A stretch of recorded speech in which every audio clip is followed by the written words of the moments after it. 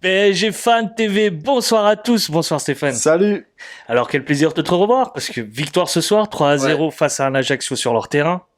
Le match a été décanté vers la fin, mais est-ce que tu trouves que ça a été une bonne prestation des Parisiens? Je suis un peu mitigé, c'est vrai que c'est pas le match du siècle. Voilà. Je te l'accorde. Maintenant, bon, voilà, quand tu regardes la physionomie du match et surtout vers la fin du match, un petit 3-0, un petit clean sheet, ça fait pas de mal. Ouais. Surtout après la petite victoire contre les Sardines. Donc ça, c'est plutôt pas mal. Mais oui, bon, écoute, on regarde le match comme ça et on se dit, on a envie on a envie que ça se termine un peu plus tôt, entre guillemets, c'est-à-dire que ça s'enclenche plus tôt. Aujourd'hui, tu vois, là, on arrive sur le premier but vers la 70, non, un truc comme ça? Le premier but, Ouais, je crois c'était que en c'est ça. première mi-temps.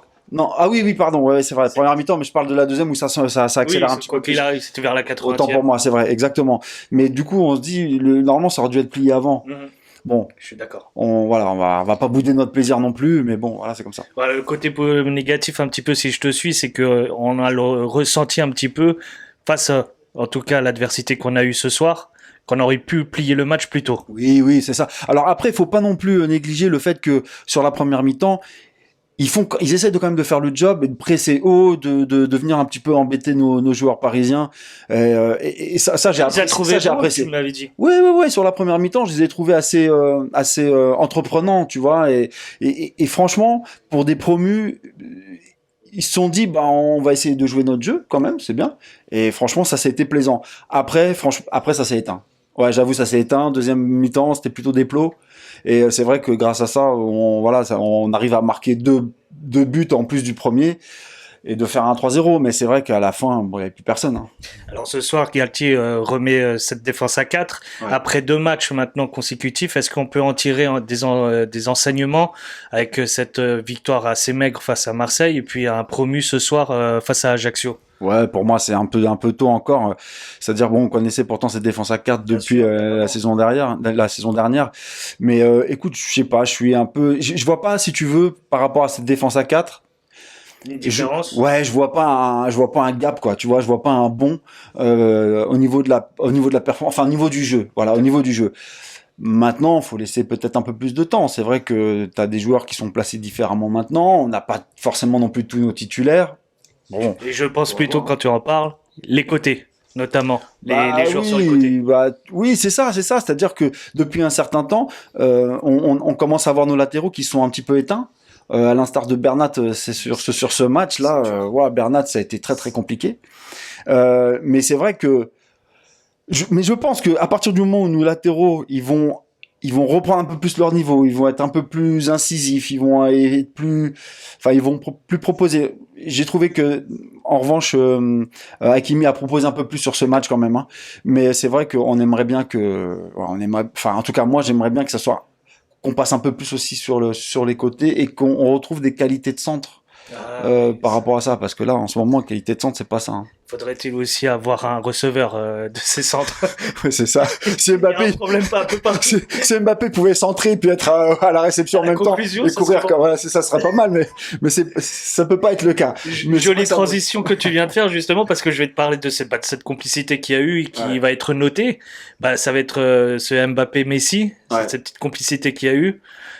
Comment tu le trouves, toi, ce soir, en l'absence d'un Neymar? Bah écoute, ça a été, puisque forcément, à eux deux, pardon, ils mettent les 3 buts, entre guillemets, donc, et plus les passes. Donc forcément, c'est que ça marche. Maintenant, c'est ce que j'ai dit tout à l'heure, est-ce que ça marche parce qu'à un moment donné, physiquement en face, ça s'écroule, et puis on se retrouve avec des plots, hein, et c'est clair que ça court plus, ça marche. Donc forcément, on a quand même des joueurs de qualité, même en étant un ton en dessous, bah forcément, ils sont toujours un cran au-dessus de l'adversité, mais bon, enfin, c'est clair que tu vois là, ça a quand même fonctionné. Mais là où j'ai été déçu, c'est que normalement, je pense que Ekitike aurait dû commencer ce match. Je l'avais cité, oui, c'est vrai. Pour moi, il devrait commencer. C'était une option, en tout cas. C'était une option envisageable. On joue les promus.